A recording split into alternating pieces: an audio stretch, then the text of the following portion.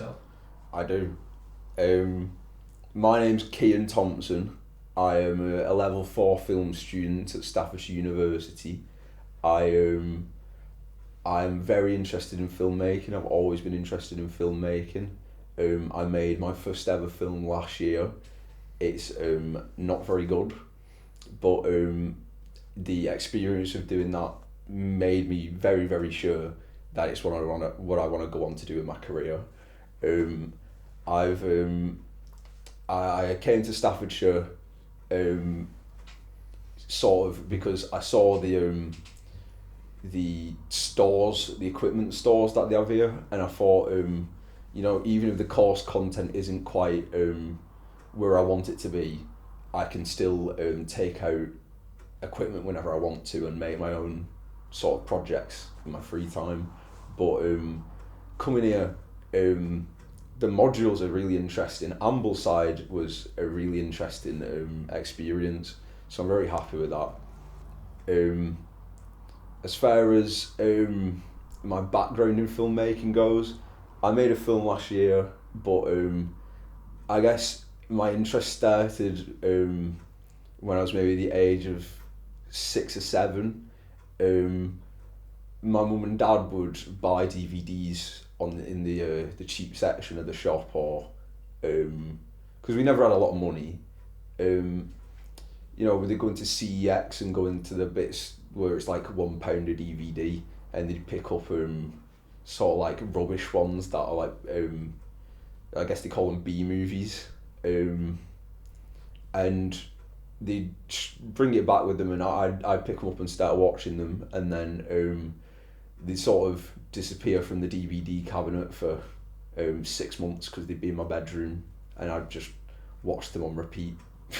And then sort of my interest in narrative and storytelling came from that, just from a very early age, being able to think like, damn, that was a really good film, or that was a terrible film and I hated that.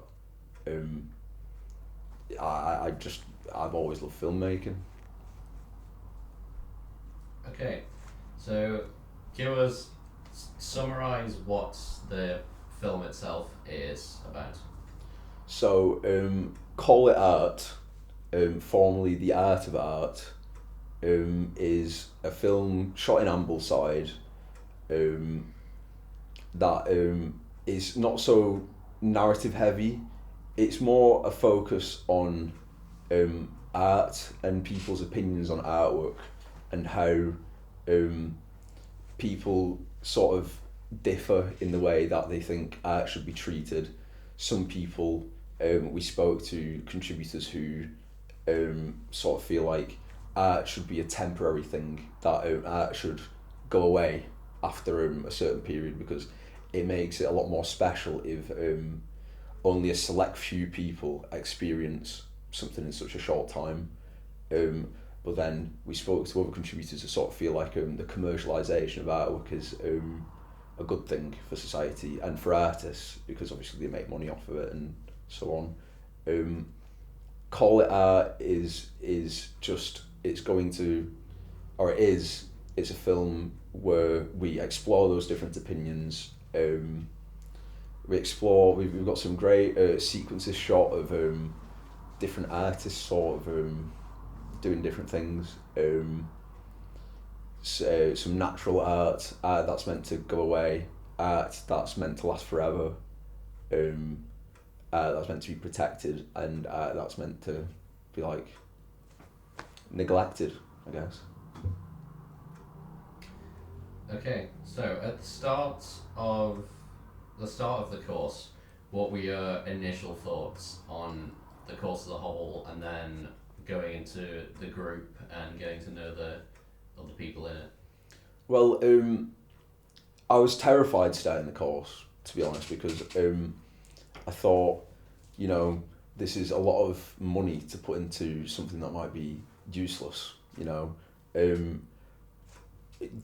went to Liverpool University and I went to the film talk at Liverpool, and I actually thought that is the biggest waste of £17,000 a year that I've ever heard in my life. Like it's ridiculous.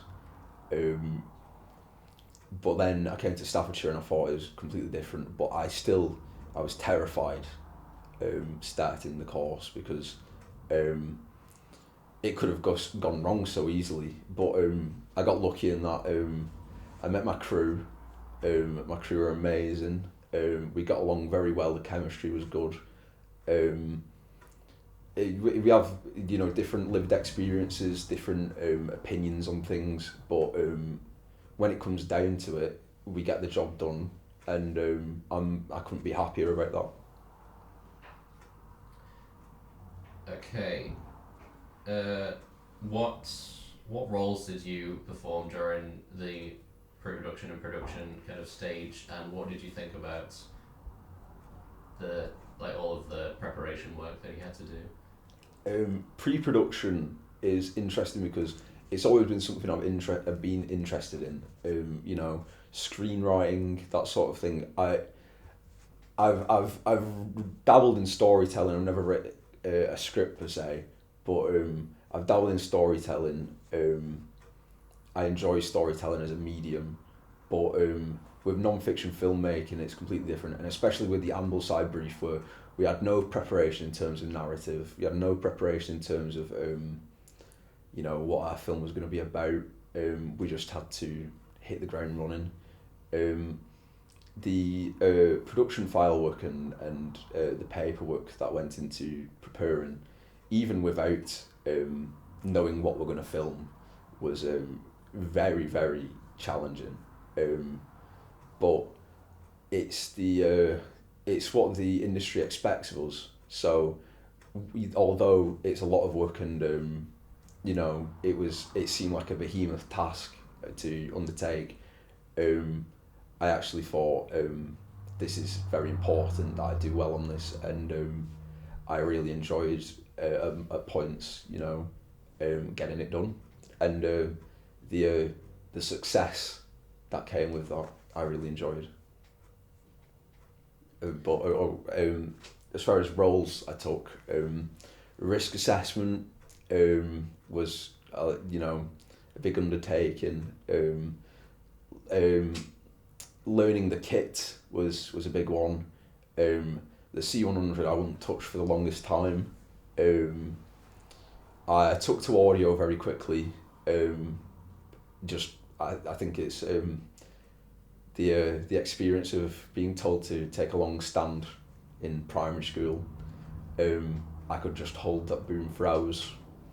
I think the sort of standing and being told, you've got 2 hours, you need to put together some sort of sequence with the C100.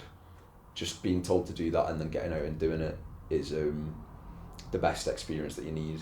And like I said, I was terrified of using the C100 during pre-production, and it got to the end of production and I was waving it around in Ambleside. So I the roles that I undertook, I tried to do as much as I could in pre-production, because we had a very limited time scale for getting things done before Ambleside, but I enjoyed getting it done, and I think we got it done to a very good standard, considering where we started in September, where especially my last filmmaking project, the amount of work I did for that was probably like one side of A4, and this was ridiculous, like 70-80 page document, so definitely come a long way in that department. Okay, so when you first arrived at Ambleside and you were faced with everything that you're going to have to do, how were you feeling about that? Ambleside was terrifying, same as the start of the course, I guess. Getting there, not very much sleep at all, terrified, disoriented. I'm in a part of the world I've not been since I was like 8 years old. I don't know where anything is. I've got £30,000 of camera equipment that I need to make sure, you know, it doesn't get stolen or anything. Even just that, even having that responsibility of just owning the camera equipment for a week was terrifying. Never mind using it to create a short film. So I don't know. I think I was terrified. We did not hit the ground running.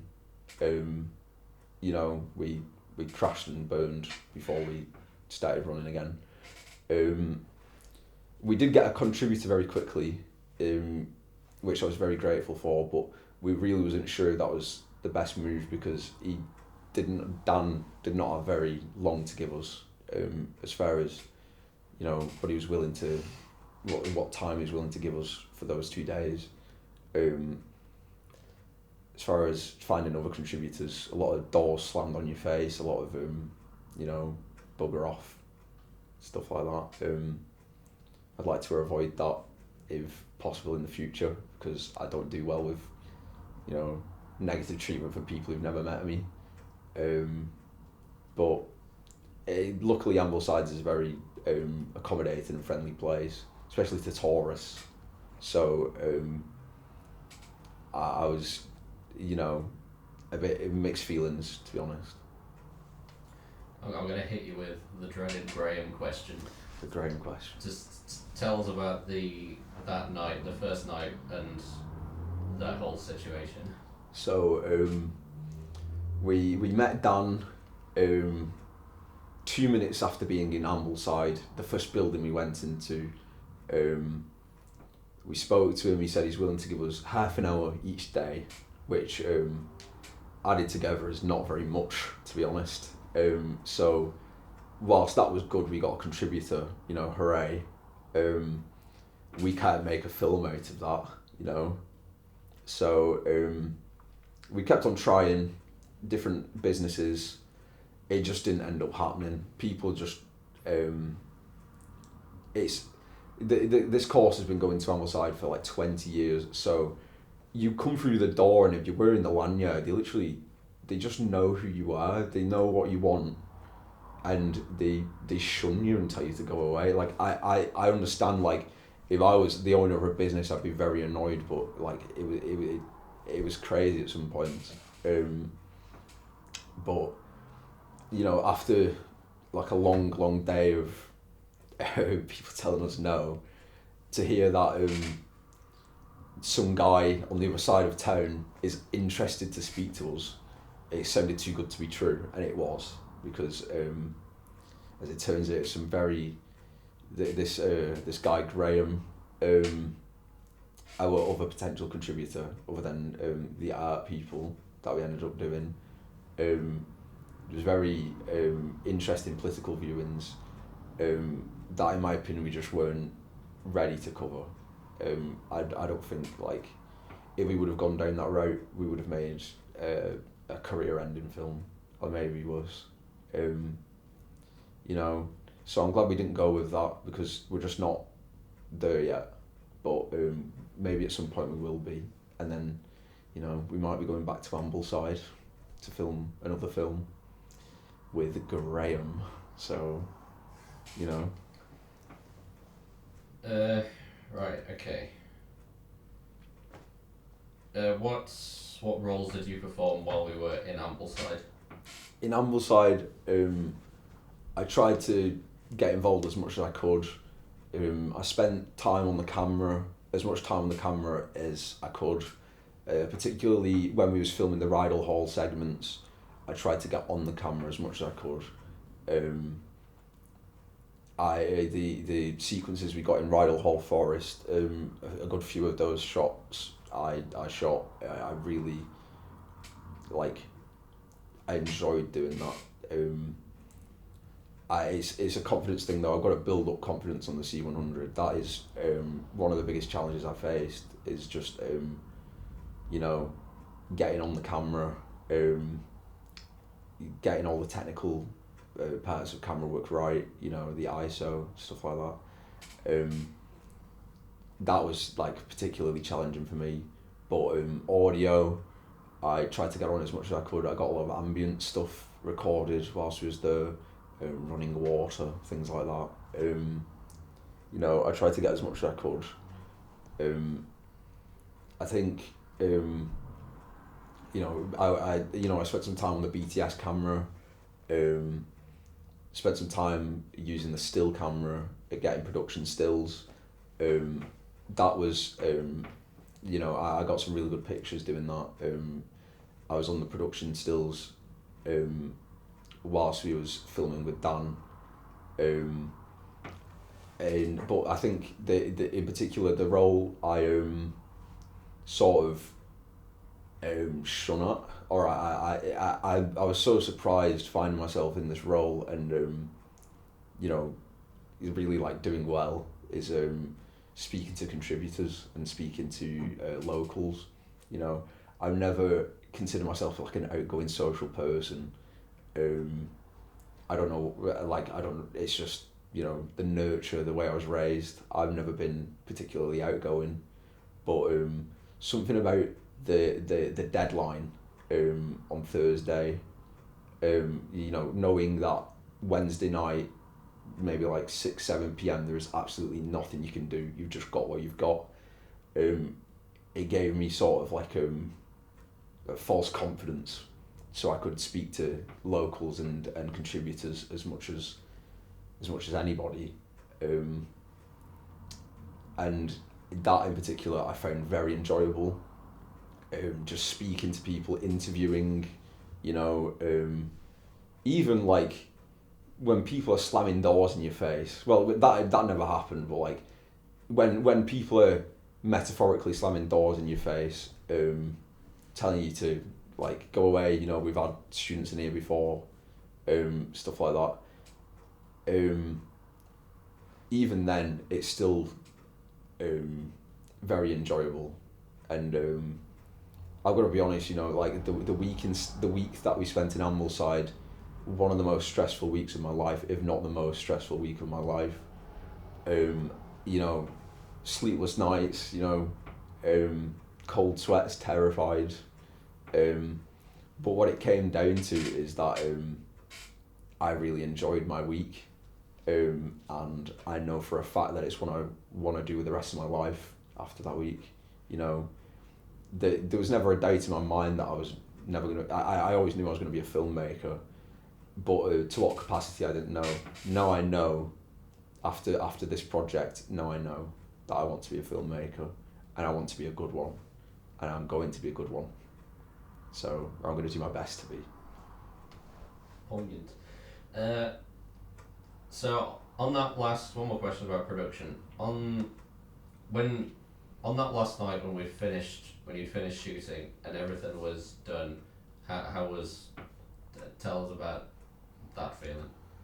Just relief, you know. I sort of we finished the second night, Tuesday night. We had a great interview shot, a few sequences done, lots of B-roll footage mainly, because we split into two groups to try and get as many potential contributors as possible. I think ending Tuesday night was extremely stressful. I had a lot of personal circumstances that got in the way of, you know, winding down on the Tuesday night. So that was like a particularly horrible experience. But getting back to it on Wednesday morning, and just, you know, that non-stop bash all day, you know, getting as much footage done, audio, never stopped recording pretty much all day, you know. I sort of felt like I was making the greatest hits, you know, all Wednesday, and I really finished Wednesday like happy, content. It calls for celebration, I felt like, because we really got everything we needed, and in my opinion it's going to make for an amazing film when we get it edited and sorted out. Okay, so when you got back and went through the process of ingesting and looking back over all of the footage, what were your thoughts on what you'd captured while you were there? I couldn't believe it, to be honest. Like, I obviously I shot my fair share of shots for the film, as much as anyone on the team did. You know, we all spent our time on the camera, but I really thought like, oh my God, we made this. You know, nothing like the quality on some of those shots is amazing. I never thought I'd make something like that. I don't know. I was really blown away by some of the shots. Obviously, there's some really terrible ones and like useless ones, but some amazing shots. Cinematography, masterclass, to be honest.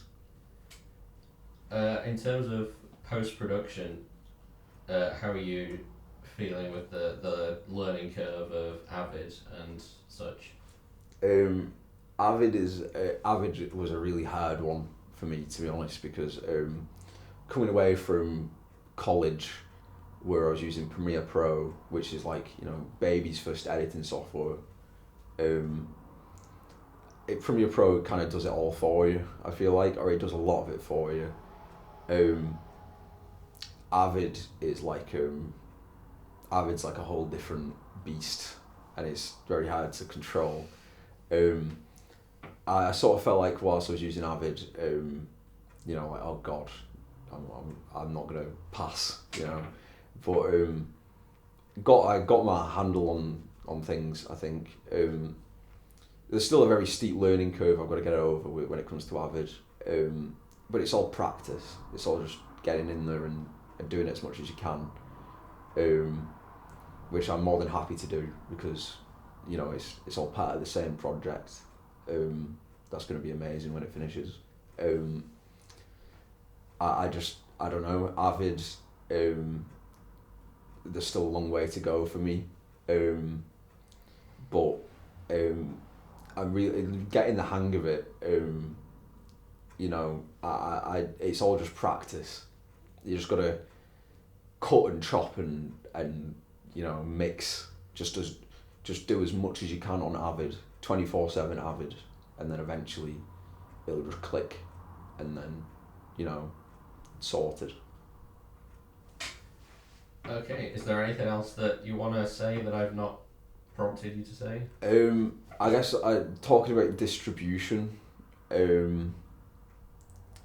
I think once we get our film out there, obviously there's it's a very competitive industry. I think with some of the shots and sequences we got to put together whilst we was in Ambleside, I really, really think that we've got something good there. I think Ambleside, we sort of smashed it. I know it's not going to be Citizen Kane or whatever, but I'm really excited to see how it comes out. Hopefully we can get it into some festivals, get it to do the rounds, maybe get a bit of success doing that, but if not, I'm more than happy with the experience I got making the project, and I'm happy to see where it goes.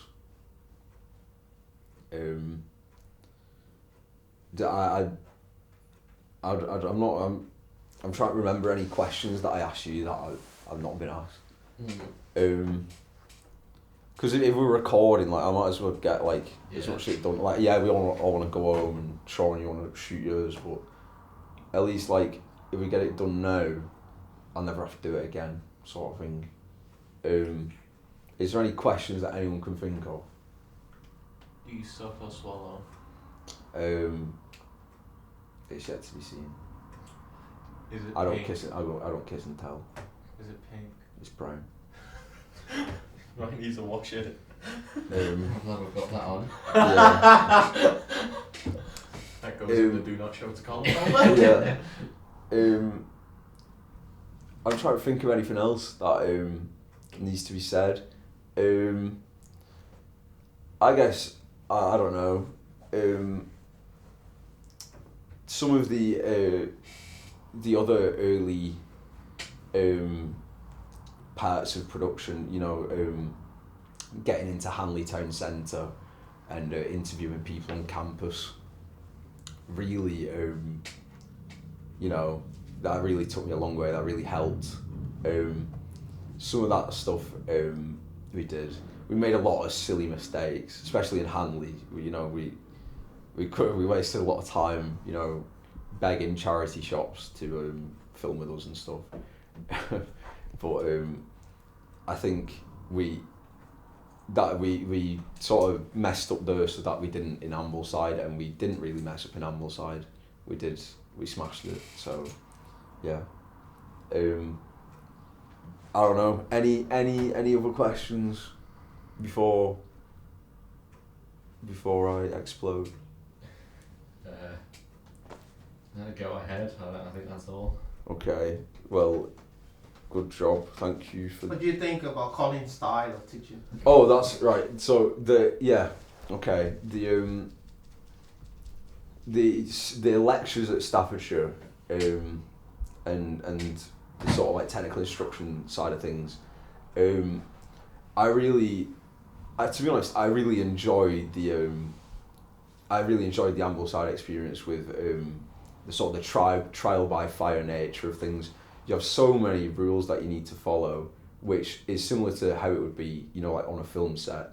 If someone gets you to make you know, non-fiction, say you're working for the BBC, and you start pulling out like, you know, chiaroscuro lighting and things like that, you know, it's gonna, like, you're gonna lose your job. So having to work with a brief and having to work with all these different rules that we need to follow, some of them are achingly stupid,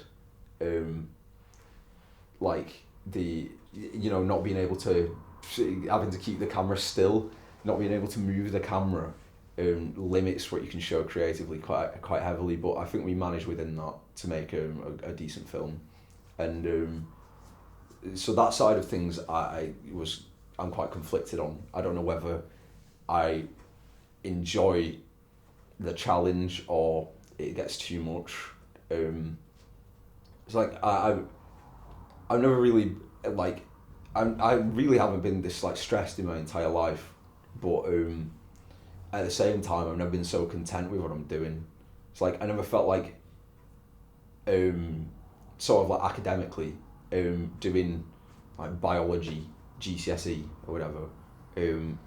I was never that bothered about that because it's not what I am. I'm not a biologist, but doing filmmaking professionally, and it is professionally, is, you know, it's what I've always wanted to do, and I really feel like on this course I'm getting taught how to do it the way that you're meant to do it, you know, even if you know, we're getting like crazy deadlines and extremely hard to meet expectations.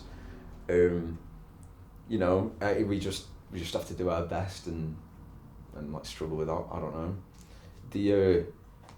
The technical side of things, they do really throw you in the deep end, which I admire.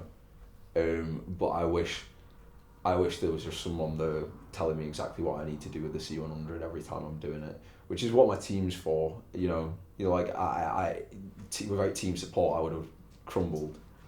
Doing this film on my own, I would have made a 20-second long film of like a brick wall. So like having the team support and the people who, you know, like excel in different parts of the process. You know, everyone did every part of the process, but having someone who's better at camera work, someone who's better at audio work, someone who can speak to the contributors, someone who can, you know, convince people to do, you know, constructed reality sequences and stuff like that, is really kind of amazing. So I'm really grateful for that. But yeah, I don't know. I wish that, you know, the lecturer was just like on my shoulder the entire time I was making the film, telling me, oh, you can't do that with the C100, you can't do that with the zoom, whatever, because it would have saved us a lot of silly mistakes. But I'm still happy with the lecturing situation and the technical instruction situation. Yeah, I don't know. I'm quite happy with the course. I don't feel like I've wasted £9,000 yet. So, you know, very good. Yeah, I think that does it. I don't know. How long's that? That's 30 minutes. Okay. Fucking Fucking hell. hell, Cian, you're going for a documentary? Have fun cutting that down. Yeah,